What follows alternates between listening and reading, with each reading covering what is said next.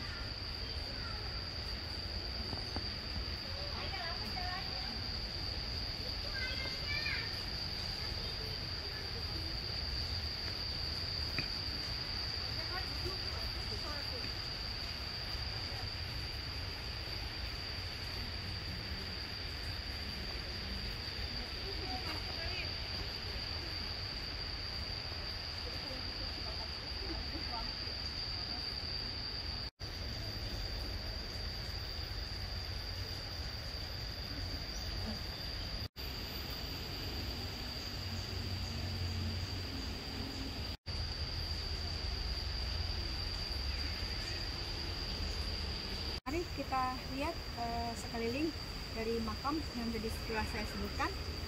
Boleh bisa dilihat view-nya kiri kanan.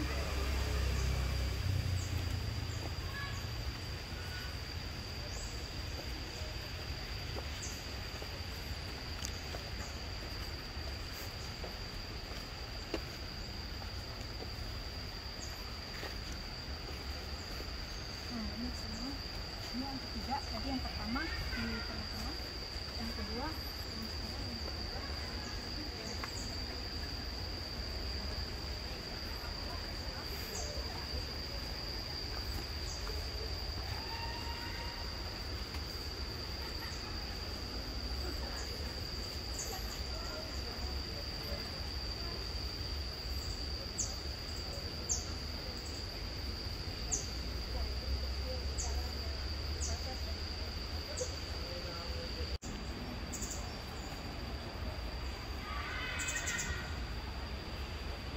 Ini merupakan pintu keluar turun ke bawah dari makam. Jadi makam ini hanya keliling aja, muter. Ada makam pertama, yaitu bisa dilihat di bawah yang diziarahi, dan juga makam kedua yang di sebelahnya. Ini merupakan makam ketiga. Oke, sekarang kita turun memasuki area keluar pemakaman.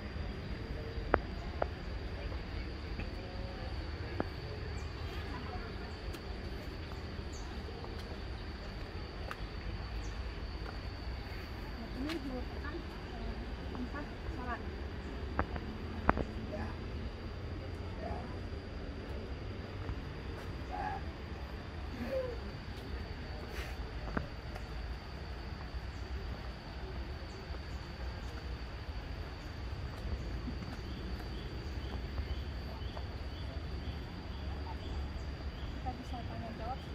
Itu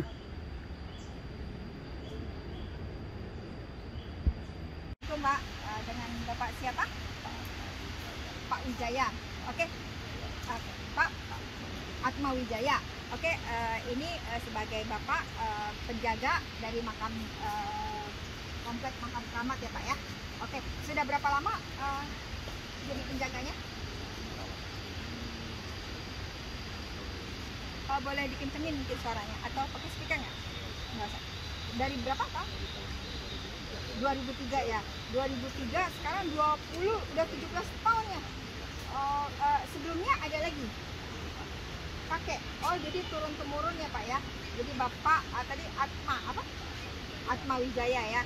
Kita panggilnya sebutnya Pak Atma aja ya.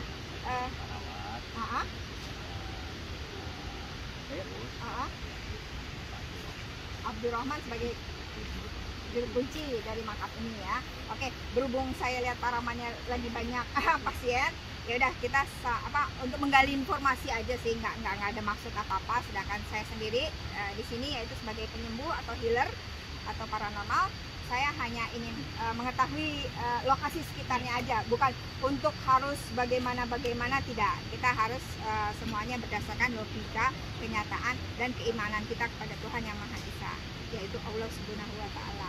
Oke, di sini saya cuma mengorek informasi aja sih, sekedarnya aja, nggak perlu detail juga nggak apa-apa. Jadi bagaimana pengalaman Bapak menjaga makam ini, bisa boleh diceritakan semuanya?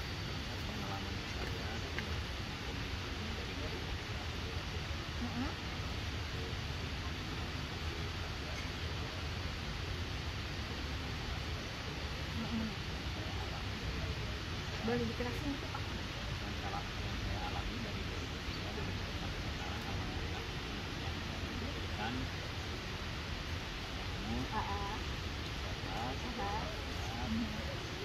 Dicukupkan rezekinya ya, berkah pokoknya. Semuanya. Keluarga di sini juga atau gimana Pak? Oh, si Bapak, jadi bisa bolak-balik gitu ya Pak. Jadi pulang sore tutup, pulang. Oh, 15 menit. Jalan kaki atau ada kendaraan yang lain? Oh, pakai kuda. Pulang ke rumah? Serius? Masih bisa? Boleh ya? Mana? Wah, nggak saya pikir. Nggak pikir beneran. Soalnya kan ini kebun raya boleh kan? Ada kuda-kuda, makanya saya asumsikan dengan kuda beneran. Oke. Terus ada pengalaman yang gaib atau pengalaman yang tidak kasat mata itu seperti apa?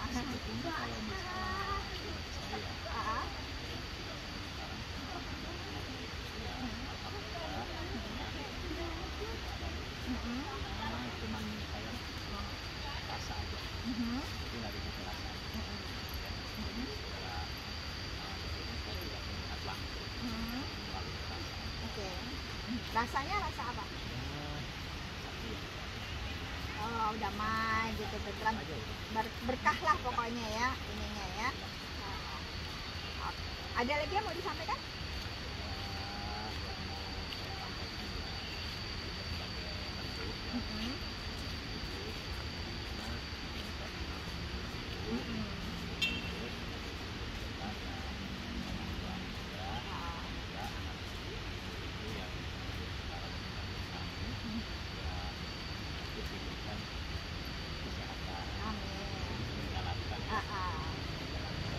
Generasi ke generasi berikutnya ya, dilimpahkan rezekinya juga, kecukupan dari pihak bapaknya juga yang sudah diberikan kepercayaan, mandat turun temurun juga ternyata ya, dari kakek sampai anak-anaknya juga ya. Yuliani.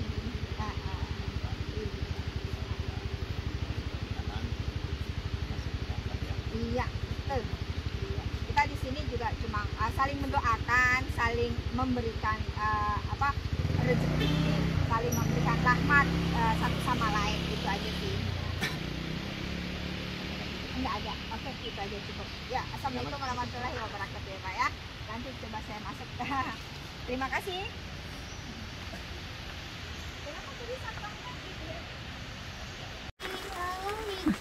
Oke, selamat sore. Ini sudah menjelang hujan. Saya kesini barusan aja. Saya bertemu dengan Bapak kuncennya sendiri, Pak Abdurrahman. kuncen dari makam keramat yang ada di sini.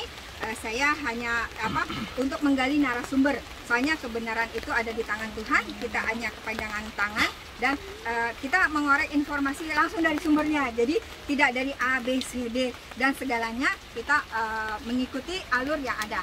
Oke, sekarang saya ingin menanyakan bagaimana Pak hal ihwal makam ini bisa terbentuk, terjadi, dan juga sampai saat ini kenapa makam beliau yang ada di sekitar sini jadi terus mengalir diziarahi orang-orang. Oke, bisa dicoba. Perkenalkan, nama saya Abdurrahman. Saya mengurus situs ini. Sehari-hari saya mengurus situs ini sudah jalan 30 tahun. Jadi situs ini dikenal sebagai pemakaman Ratu Galuh Mangkulam Prabu Siliwangi. Dan situs ini tempat resmi pada tahun 1946 oleh Keturunan Prabu Siliwangi. Dan juga situs ini dibangun tahun 1978 oleh yang pertama yang menemukan tadi, gitu ya. Nah, di sini ada beberapa makam, ada salah satunya yaitu Ratu Galuh Mangkulam plus Prabu Siliwangi. Yang Prabu Siliwangi sebelah mana? Ratu Galuh Mangkulam bersuami Prabu Siliwangi. Oke. Kalau yang kedua itu namanya Mbah Jepra, itu sebagai panglima dari Prabu Siliwangi. Sebelah mana? Ada di atas. Oh, yang di atas itu Mbah Jepra. Oke. Kalau yang di sebelah kanan itu di luar itu ada Senopati yang bernama Mbah Baul. Oh, Mbah Baul. Ya. Terus yang nomor 4 sesuai di papan nama kan ada nomor 4 itu Solendang Galuh Pakuan. Itu beliau salah satu putri dari Ibu Ratu Galuh Mangkulam Prabu Siliwangi. Yang sebelah kiri. Tapi nggak ada makam. Ada makam tapi belum dibentuk dibangun seperti ada keramiknya ya. Masih batu-batuan. Jadi makam ini usianya sudah hampir sekitar 800 tahun ya. Tadi bilang ditemukan asli pada tahun 1946 oleh Keturunan Prabu yang kelima. Dari situs ini bangun pada tahun 1978. Jadi sebelum kebudayaan belum dibuka bahwa situs ini sudah ada ya, itu kurang lebih sekitar 800 tahun. Jadi istilahnya 46 setelah kita merdeka ya, 1945 setahun kemudian baru ini ya. Sebelum saya, Pak Abdurrahman, itu juru kunci orang tua saya yang bernama Pak Haji Rahmat. Tapi sekarang sudah almarhum beliau. 2003 beliau mengabdi di sini sekitar 65 tahun. Wow. Itu ya. Jadi turun temurun sistemnya Pak. Nanti kalau dari Bapak temurun lagi ke anaknya. Oh, jadi memang sudah mandat ya. Mandat dari awalnya ya. Saya punya leluhur yang punya kisah ini dari keturunan Brawijaya yang kelima. Oh, Brawijaya. Ya. Kalau saya di sini berdasarkan jadi juru kunci atas restunya dari leluhur saya ya, dari keturunan Brawijaya yang kelima. Dari Uyut, dari kakek, nenek, bapak saya kan. Itu secara jasmani. Jasmani. Oh iya, jadi, keturunan terkait kerajaan Majapahit Brawijaya itu Jawa Timur ya, itu kakak Prabu Siliwangi yang tertua. Jadi Brawijaya punya adik Prabu Siliwangi menikah kepada Ratu Galuh Mangkulam. Galuh Mangkulam ini. Ratu Galuh Mangkulam ini asal usulnya dari Tanah Suci Mekah, keturunan Sayyidina Ali. Jadi masih ada terah Rasulullah SAW ya. Jadi kenapa bisa dimakamkan di sini beliau? Karena dulu terkait suami punya kerajaan ya, Pajajaran ya. Kalau namanya raja kan dimanapun punya kekuasaan ya. Dan juga ini atas perintah dari Allah Subhanahu Wa Taala, Ratu Galuh ini untuk memaku di tanah Pulau Jawa atau artinya peran Sunda khususnya ya.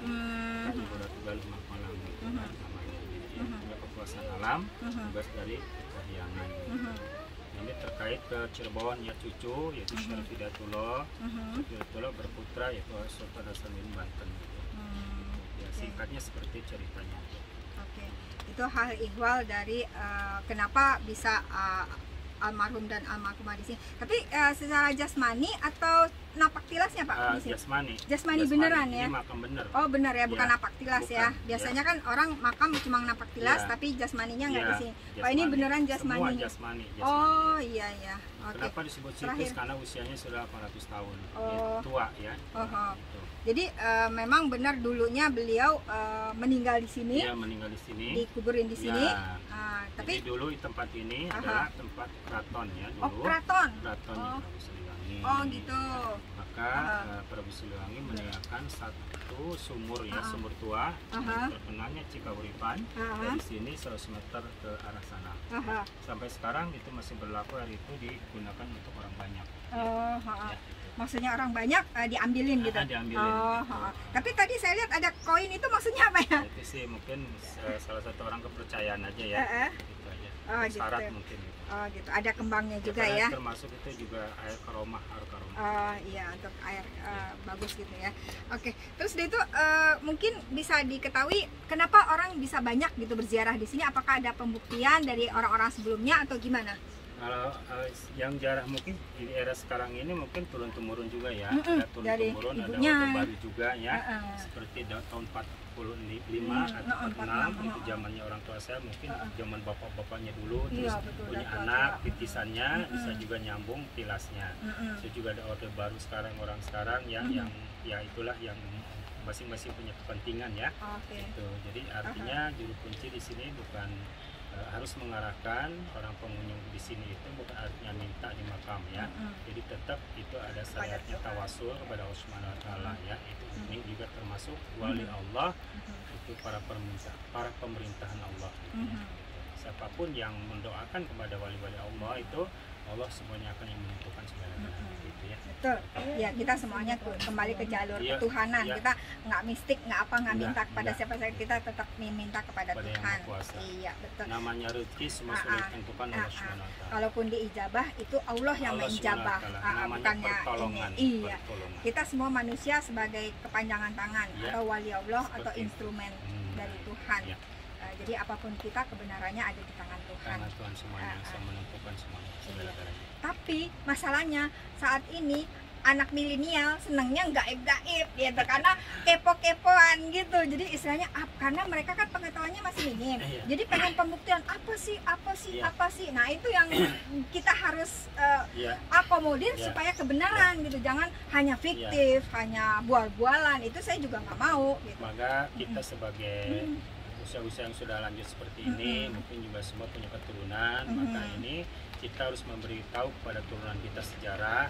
Nanti setelah kita sejarah di masa depan ya. Jadi tetap itu harus. Itulah. Jadi makanya saya ini ingin pembuktian aja. Jadi jangan hanya tulis.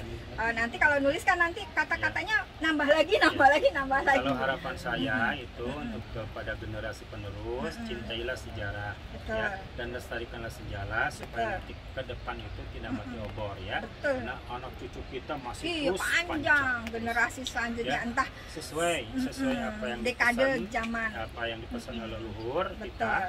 Jangan sekali-kali meniatkan jas merah. Artinya jas merah itu adalah singkatan akan sejarah. Iya, jas merah sejarah ya. Iya. Jadi jangan sampai lupa sejarah. Semoga ini juga menjadi pelajaran, menjadi sejarah untuk generasi berikutnya dan tidak akan hilang dan tidak dilupakan. Itu. Iya, makanya saya juga niatnya baik untuk melestarikan istilahnya gitu. Tapi kadang-kadang orang juga suka kepo-kepoan nih. Apa sih yang secara tak kasat matanya gaib, yang apa sih, kejadian apa gitu yang mungkin bisa jadi pelajaran lah untuk kita semua. Kira-kira apa aja Pak? Apa ya? Apa Bapak udah pernah ngalamin, misalkan gimana gitu Bapak? Ya kalau pengakuan orang banyak, memang di sini banyak juga keanehan ya. Seperti kejadiannya seperti ada rusa sendiri sapi ya, itu besarnya, terus juga ada seperti yang mungkin ada buta hijau yang gitu lah. Bisa di sini 30 tahun tak pernah melihat seperti itu ya. Jadi kan masing-masing indera keenamnya jalan lah. Iya, beda-beda ini ya. Jadi itu udah dari terpulang dari ininya sendiri ya, pengunjungnya lihat apa ya itu yang terjadi gitu. Beda-beda ya Pak ya. Itulah indera keenamnya itu. Oke, ada lagi yang mau diceritakan untuk nanti mungkin anak cucu dan penerus Bapak lagi? Kayaknya saya cukup sekian dulu deh gitu ya, Bu. Aja ya. Soalnya masih banyak pasien-pasiennya ya. Yang menunggu. Oke deh kalau gitu, terima kasih Pak ya. Assalamualaikum warahmatullahi wabarakatuh. Terima kasih. Sekian dari Kuncen Bapak Rahman yang langsung dari sumbernya sudah 30 tahun nih Pak ya. Alhamdulillah ya Pak, tercukupi ya Pak semuanya ya. Iya, tenang batin rohaninya ya Pak. Terima kasih banyak Pak. Assalamualaikum, selamat Pak. Mari. Yuk.